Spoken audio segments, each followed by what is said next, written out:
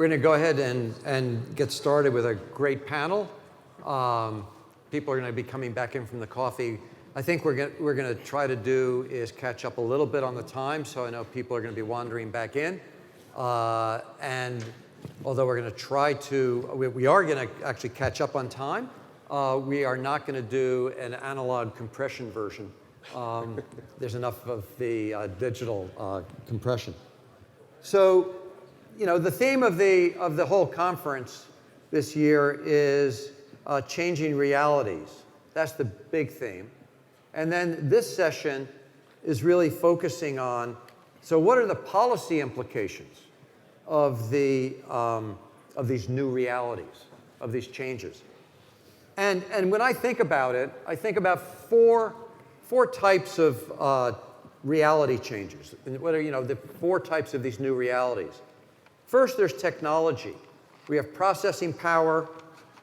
Everything is mobile. And so, for example, there's a capability today to do things differently with spectrum and computing.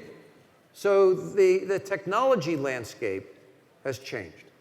Second, as a result of the technology, we also have new business models. And new business models are a new reality. We've been hearing about that in the keynotes and the workshops yesterday. And in part, those new business models are coming from a third type of changed reality, and that is the traditional industry boundaries, the industry structures are changing. You know, we've been talking about convergence for a long time. It's actually here, it's been here now for a number of years. And so we're blurring the boundaries across what were at one time very distinct industries, verticals, silos, and those boundaries are really blurring. And then fourth, the fourth new reality that's affecting everything is the consumption patterns, the consumer behavior, how services and products are being consumed in this space, and how that's changing everything. And yet, most of the policy structures and specific regulations are left over from the mid-20th century. So the questions that we're going to address, the questions for policy, first, how can we take advantage of some of these new realities and do some things in a completely different way from a policy perspective? Second, you know, there are a number of old policy and regulatory concerns and why we had regulation in the old world that are no longer needed. They're not problems anymore. So we have the ability to deregulate or have a lighter touch. On the other hand, third, what are some of the enduring problems or new ones or new concerns, and how are these going to persist? And therefore, four, what approaches, tools, and structures do we need to address those questions from a policy regulatory perspective? And we have a great panel to address these questions. We have Rick Witt from Google, Hal Singer from Economists, Inc., and both, you know, Rick and Hal have been working in these areas for a very long time. And we're really lucky and very privileged to have Seiji Takawaji-san from the Ministry of Communications and Internal Affairs in Japan. And he's the Director General of the International Affairs Bureau within the Global Strategy Bureau. And we'll have an international and a Japanese perspective on these questions about the new realities, the old assumptions, new realities, and what does that mean for policy in this converged world. So Rick, why don't you go ahead and start? Okay. And you know, how do you see these things? Thanks, Pepper. And good morning, everybody. It's a pleasure to be back at PTC. Yeah, so there's a number of ways to go at this. Just a few minutes here to start out, I want to talk about spectrum, radio spectrum by assumption, as I call it, going back really to the days when the Titanic sank, and there were raised concerns about this scarce resource that required huge government control and exclusive fixed uses, discrete channelization, all of that. Those assumptions increasingly are going by the wayside for a number of reasons. One of the new realities is that spectrum is no longer just telecom policy, and that's in large measure because it has become such a critical business input what I call an RBI, or regulated business input, to all sectors of the economy. It's no longer one particular use case, one particular provider, one particular set of discrete aspects of society and the economy that are affected, but really all of them together. So increasingly, it's innovation policy, it's technology policy, it's not just telecom anymore. Second, the new reality is we face a world where we increasingly have less and less greenfield spectrum available. Under the old school paradigm, as I'm sure you're aware, we had relatively static use cases. You had technologies that were passive. You had exclusive markets and license-based regulations. It was all about the notion of finding spectrum, determining who was the user, try to convince them to give it up. In some cases, it was a government provider. In some cases, commercial. Then you had to clear it, auction it. Then you had to license it, build it, and finally use it. Well, we're running out of spectrum these days. Basically, that's the new reality that we face. And so the challenge is, how do we address that with the kinds of market structures and the new technologies that we have? And I would submit we should have in mind what I would call a new school paradigm, which is to say dynamic user access to the spectrum resource. That means using things like adaptive technologies, from the chipsets to the antennas. It means shared markets, not necessarily exclusive markets anymore. It means flexible regulation, no longer just sort of the government control, command and control environment using just licenses. And it's not an either-or approach, right? There's clearly plenty of room left to have exclusive license access. There's room for unlicensed with things like Wi-Fi. We think there's this third way, this sort of shared dynamic access use case. And the best way to think about this is in the rules that the FCC adopted last year for the 3.5 gigahertz bands. It's the so-called Citizen Broadband Radio Service, or CBRS. The idea here is you had the Department of Navy, which has spectrum that covers the entire continental United States. It's in the 3550 to 3700 bands. And yet, those bands were tied up. No one could get access to it, despite the fact that the use case here was extremely limited. It was for aircraft carriers who were coming into Norfolk, Virginia, and San Diego, California, once a month. And for a discrete period of time, those bands were necessary for those carrier operations.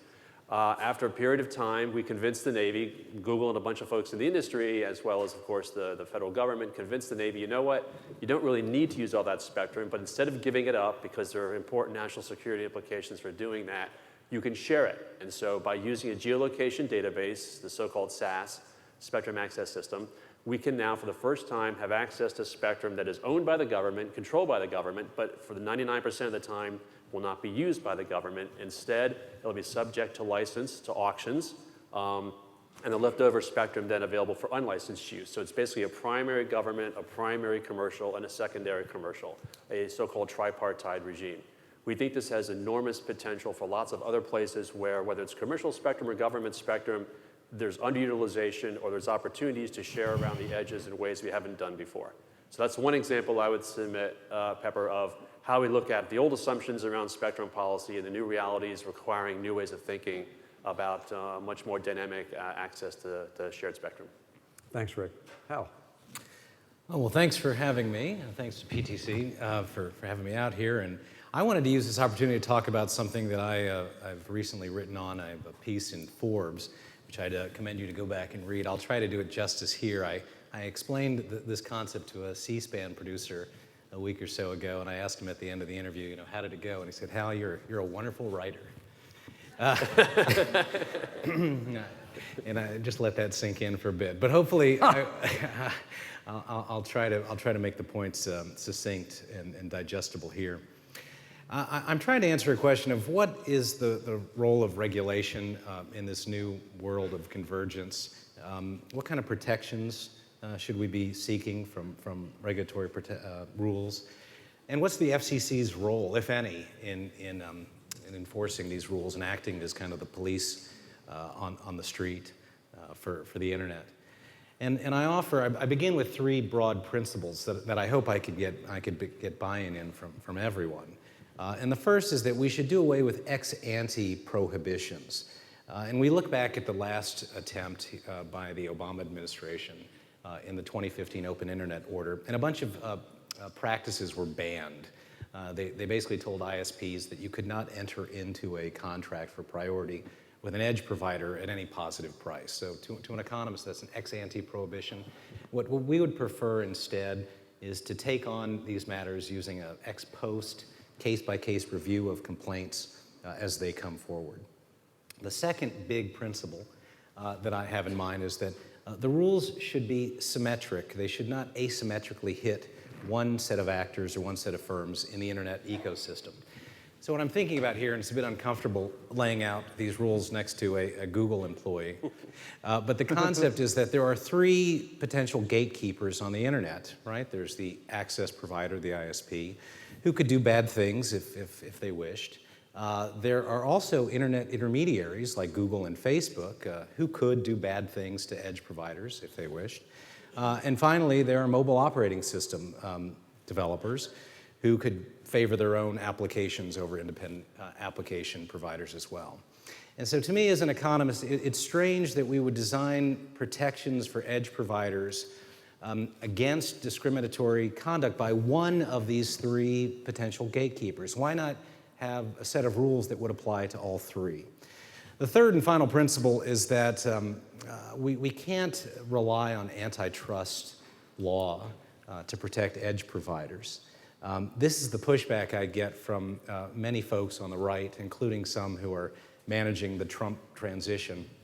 But having toiled in the antitrust waters for many, many years, that in fact is my day job, I can tell you that it moves way too slowly to protect innovation on the internet. By the time a complaining edge provider got his day in court and had the case finalized and subject to endless appeals, the vertically integrated ISP or platform provider or operating system would have moved light years ahead and would have already cemented its monopoly in the vertical arena.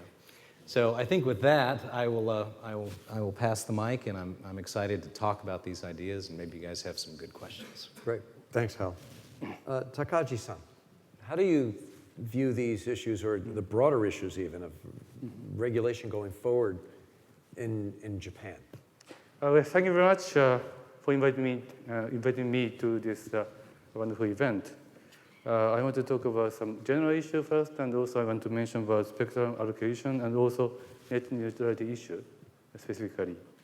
The first, it seems that the situation in Japan and the US may be a bit different. The role of the regulator may be a bit different between, for example, MIC, my Ministry of Internal Communications, Internal Affairs and Communications, and FCC. But we believe that now, responding to the changing situation, government, my ministry, need to be more proactive rather than passive in terms of trying to achieve new services. So we are now trying to interact more with industry people, academia, and set up some kind of forum to provide new services. In order to do so, we have discussions among those members and to make some future plan and also conduct some R&D activities, if necessary, funded by government. And also we conduct some demonstration project. For example, in the case of 5G mobile phone system or like 4K, 8K TV broadcasting, we are doing this kind of team formation and also conduct R&D and demonstration projects. And of course, we need to change some regulations responding to the discussions or the demonstration projects done during the process. And not only my ministry, like the ministry in charge of telecommunication regulations, but also we need to interact with some other ministries, like a ministry in charge of manufacturing industries, infrastructure projects, or like health and medical affairs.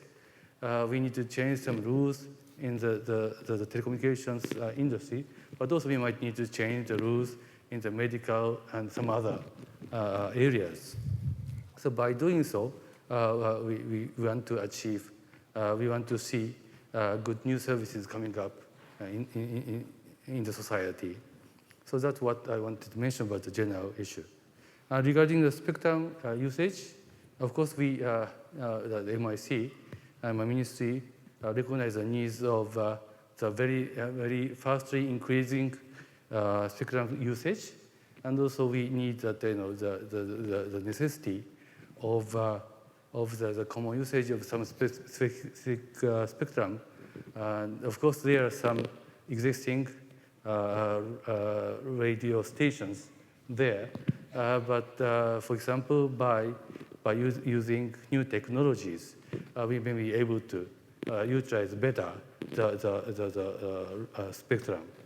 For example, in the case of responding to the 5G mobile operations, we are now spending some budget money to do the R&D for the new technologies for being able to do the joint kind of spectrum usage for that.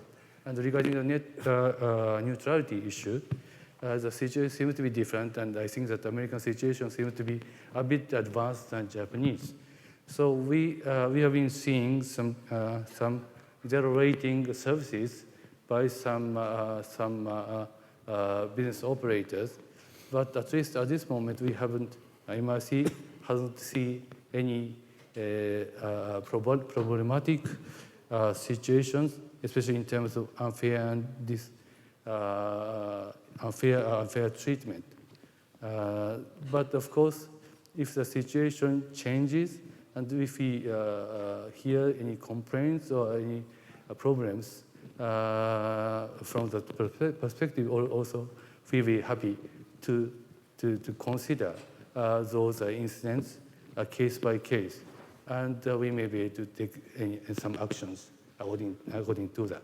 So that's a comment I want to. No, thank you. And actually, so it sounds to me like, for example, on the net neutrality, the case-by-case approach is actually the first HAL of your principles, which is ex post, not ex ante. In other words, if there's a problem, address it, but don't in advance have a blanket rule that I think, Hal, you would argue could stifle innovation. So it's kind of interesting that that's where Japan is.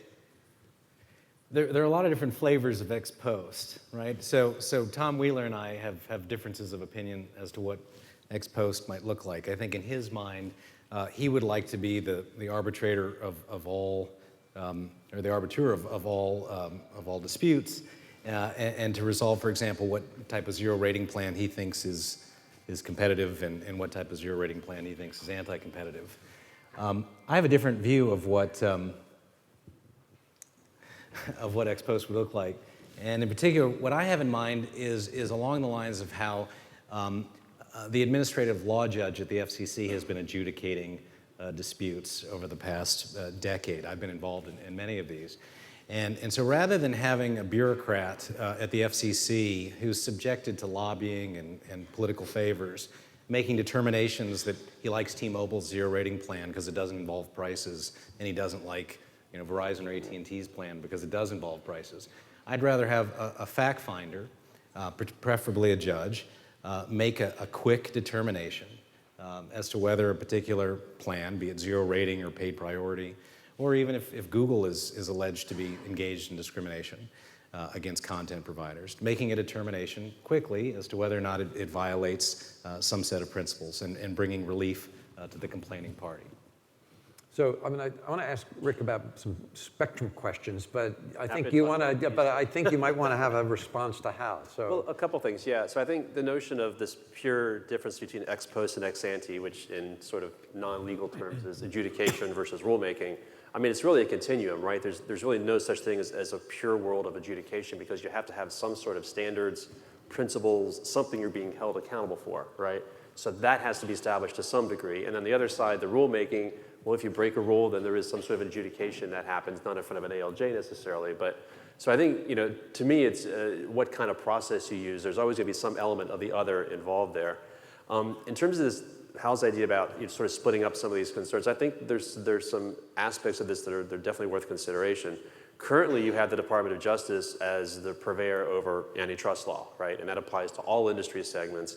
And then you have the Federal Trade Commission, which is primarily focused on consumer protection, but also has a sort of a competition protection element as well. That's where, for the most part, all of the so-called edge providers have gone, where there have been disputes between entities in that business. that's where these tend to be resolved. And that is more of an adjudication process, less of a rulemaking. They don't have rulemaking authority at the FTC in any classic sense. And then the FCC has been, at least historically, more around the network infrastructure providers and some of the sort of adjunct industries. So one of the ways we can think about this is actually taking some of the FCC things they're doing now and shifting them to the Federal Trade Commission. Alternatively, you could take some of the things that are happening at the FTC in terms of disputes between content and apps and edge providers and move that to the FCC, which sounds sort of like what Hal is suggesting. And my own perception, at least, is that the FCC should stick to its knitting, which is primarily dealing with issues involving providers of network infrastructure, issues around spectrum allocation and the like, and let the Federal Trade Commission continue on with its existing jurisdiction. So, and I don't like the idea of an edge provider, depending upon who's being mean to him, whether it's an intermediary, a dominant intermediary, or a dominant ISP. I don't like the idea of having to go to different venues and trying to fight under a different set of rules. You know, you talk about relief at the FTC right now, but I think for an edge provider to get relief at the FTC, they have to convince a bureaucrat basically to launch an investigation, launch a case against Google or against Facebook. And what I have in mind is more of a forum that would receive complaints, and assuming you made a certain threshold, you know, your complaint would get heard by an independent fact finder. Yep. So, but each of you, we were talking about this and preparing yesterday, acknowledged that under existing law, right, the authority of the FCC would have to be changed, or alternatively, the authority of the FTC would have to be changed, or you could create a new, I think you called it FRAN or something, or but it was. Fair, reasonable, and non-discriminatory agency. Yeah. The FRAND agency. FRAND agency, right? Because everybody knows exactly what fair, reasonable, and non-discriminatory means. That's right. So. You have to create something Very new, because straightforward. under existing statutory authority, neither of the agencies would have the ability to do that. So I guess, I mean, that's a separate question, because what we've seen now, I mean, I think also, Hal, what you're raising is the downside in forum shopping, A, and B, what we've seen with the redefinition of what is a telecommunications service under Title II, issues dealing with privacy and consumer protection in the privacy realm now have had to shift from the FTC to the FCC, which is having to create a whole new set of rules and procedures. And the difficulty in part there was that you had actually the Federal Trade Commission telling the FCC that it didn't know what it was doing. So we're currently in a situation where there's not a lot of clarity. So Rick, I guess the question you said that, Hal's raising some, good questions. The question is sort of how to move forward on addressing these. Can I make one more pitch for why it should all be housed in the same place? When I think about the rules, what just happened in 2015, and to an economist, I felt that they were fairly draconian. When I say ex ante, Rick, I'm talking about a prohibition on conduct to an economist that may or may not be motivated for anti-competitive reasons. Paid priority, zero rating. The Open Internet Order said, thou shalt not engage in paid priority arrangements. That's an ex ante prohibition. And I'm thinking that if Google knew that it would be subjected to the same set of rules as those that would apply to ISPs, then Google would not be supporting what I'd consider to be draconian interventions. So I think that another advantage of having one forum, if we could bring all the parties together, I think that we'd be much more inclined to reach a consensus as to what the principles and the evidentiary criteria should be than if the forum is going to be uniquely aimed at policing, let's say, just ISPs. Well, my perspective is the reason we're at the FCC with things like the Open Internet Order is because the last mile access provider is in a unique situation. And I speak coming from the Google Fiber world, so we have signed up to the Open Internet rules. We think that they're an acceptable way of dealing with potential discrimination. The challenge is, as I think about it, you uniquely in that role as owner of that last router basically control access to other people's packets, right? Not just your own packets, but packets that are being flowing over that connection for all kinds of traffic, all kinds of content and application providers, edge providers, platform providers, that all uniquely goes over that one pipe. and is mixed in with other traffic. And the ability to do something there, and we've had these disputes over the years around things like deep packet inspection, from our perspective, goes into an area where you need to have a regulator like the FCC who has some unique experience in that area. All the other things we talk about are disputes sort of above those layers. It's the layers where you have fights over whether or not somebody on a particular platform is doing something that some other platform provider doesn't like. But that doesn't have to do with sort of the router level. That's what I would call sort of the server level. So those are two different worlds. And my perspective is, to this point, it's worked pretty well to have two different regimes that apply to those two different worlds. Now, if you want to combine them, I think, again, that's something that the new administration will be taking a look at, it appears, but I think we shouldn't lose sight of that there are some functional differences between different players in the ecosystem. So before you jump back in, I want to give Takachi-san. We're out of time, sorry. We'll come back. An opportunity. So you've avoided these kinds of disputes. You've avoided this debate in Japan, right? And I think one of the things that you said was, at least for now, you've not seen these kinds of complaints or issues or concerns arise. That's not been a big debate or a big problem in Japan. How do you explain that you've been able to avoid this? Probably one of the reasons is just a time factor. If the situation in Japan evolves like the US situation, we may be able to be in the similar type of discussion. Then our mainstream MRC need to take some actions towards some activities of the companies. But at this moment, the situation seems to be calmer than the situation in the US. But of course, we pay attention to the situation in the US, and we are kind of trying to be prepared for those serious discussions. Yeah. So today's discussion is quite helpful to us in preparing for that. So we can take this this debate to Tokyo. Roadshow. So yeah. Roadshow. Hal, did you want to just come back quickly, and then I want to go shift in our last 2 minutes back to Spectrum. But go ahead. I did, and I'll make it real quick. So what I hear Rick saying is that the dominance of the ISPs is unique and is deserving of some kind of special treatment. And I would really ask the question as an economist, really, is an ISP any more dominant in its space than Google is dominant in the search space? We could talk about market shares and the like, but I think that Google is in just as strong a position, if not more so, to inflict harm on innovation at the edge as an ISP. I think they're equally positioned to do bad things if they want to. In my piece in Forbes, I commend you guys to go back and read. I summarize a recent research paper by Tim Wu, who ironically coined the term net neutrality, but now he's aimed his gun at Google. And he found that Google was altering its search results in order to favor its own local properties, and as a result, there were fewer click-throughs. And to me, that kind of discrimination could be just as threatening to innovation as the discrimination that Comcast or AT&T or any ISP could engage in. And so the notion that ISPs are different because there are routers, I mean, that's just a word to me. That's a distinction without a difference. We only have a minute and 45 seconds left, and so I want Rick to be able to respond.